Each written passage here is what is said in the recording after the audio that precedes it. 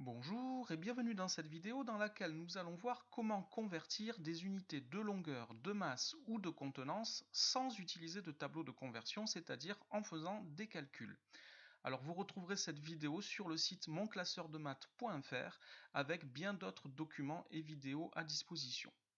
Alors les trois unités sur lesquelles nous allons travailler sont l'unité de longueur du système international d'unité qui est le mètre que l'on note avec un M minuscule, l'unité de masse du système international d'unité qui est le gramme que l'on note avec un G minuscule, et enfin le litre qui est noté L majuscule ou L minuscule qui est une unité de contenance mais qui n'est pas une unité du système international d'unité. Alors pour ces trois unités, le mètre, le gramme et le litre, nous allons utiliser des sous-multiples et des multiples. Sous-multiples, ce sera des unités plus petites et des multiples, ce seront des unités plus grandes. Et pour cela, nous allons utiliser des préfixes que nous allons mettre devant les mots mètre, gramme et litre. Le premier préfixe que nous allons voir est le préfixe déci, qui signifie 10 fois plus petit. Nous avons donc le décimètre, le décigramme et le décilitre qui sont 10 fois plus petits que le mètre, le gramme ou le litre. Ensuite vient le préfixe centi qui signifie 100 fois plus petit. Centimètre, centigramme, centilitre.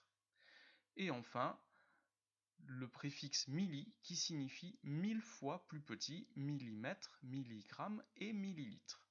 Maintenant, du côté des multiples, 10 fois plus grand, c'est le préfixe déca, qui signifie donc 10 fois plus grand. Nous avons le décamètre, le décagramme et le décalitre.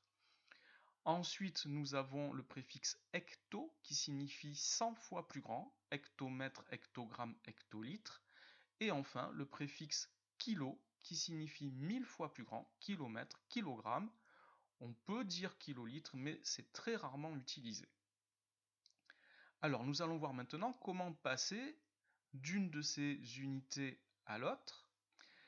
Et pour cela, nous allons utiliser ce que nous venons de dire. Nous venons de dire que le mètre est 10 fois plus grand que le décimètre, 100 fois plus grand que le centimètre et 1000 fois plus grand que le millimètre.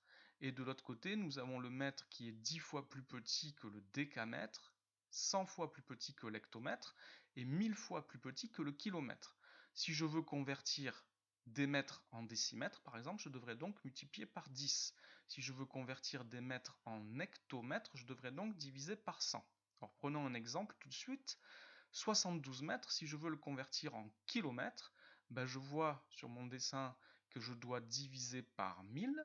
72 divisé par 1000, 72 mètres est égal à 0,072 km. Si maintenant je veux convertir 0,15 litres en centilitres, donc je vois ici que je dois multiplier par 100 quand je fais ma conversion. Le litre est 100 fois plus grand que le centilitre.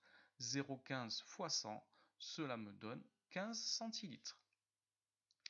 Alors, maintenant, on peut faire, ici je suis passé de l'unité de base, le litre ou le mètre, à un multiple ou un sous-multiple. On peut regarder de plus près comment on passe d'une unité à l'autre, d'après tout ce que nous venons de dire. À chaque fois que nous passons d'une unité à l'autre en allant vers la droite, il faut multiplier par 10. Et lorsque nous allons vers la gauche, il faut diviser par 10. En effet, par exemple, le litre est 10 fois plus grand que le décilitre, qui lui-même est 10 fois plus grand que le centilitre, qui lui-même est 10 fois plus grand que le millilitre. Alors, si on prend des exemples, si je veux convertir par exemple 3,2 décamètres en mètres, je vois ici, que je dois multiplier par 10. Le décamètre est 10 fois plus grand que le mètre, donc 3,2 fois 10, cela fait donc 32 mètres. Un autre exemple, si je veux convertir 150 mg en grammes. Alors, je vais garder uniquement ce qui m'intéresse, voici. Je vois que du milligramme au centigramme, je dois diviser par 10, puis à nouveau diviser par 10 pour passer au décigramme, puis à nouveau diviser par 10 pour aller au gramme. Je divise 3 fois par 10, ce qui revient à diviser par 1000. 155 mg, c'est donc 155 divisé par 1000 grammes, c'est-à-dire 0,155 grammes. Autre exemple, si je veux convertir 5,19 hectogrammes en centigrammes, pour passer de l'hectogramme au centigramme, je dois multiplier 4 fois par 10. 10 fois 10 fois 10 fois 10, ça fait 10 000. Je multiplie donc par 10 000 et ça me fait donc 5,19 fois 10 000, ce qui donne 51 900 centigrammes. Donc à chaque fois que je me déplace d'une unité vers la droite, je multiplie par 10, vers la gauche, je divise par 10. Un dernier exemple, 125 décigrammes.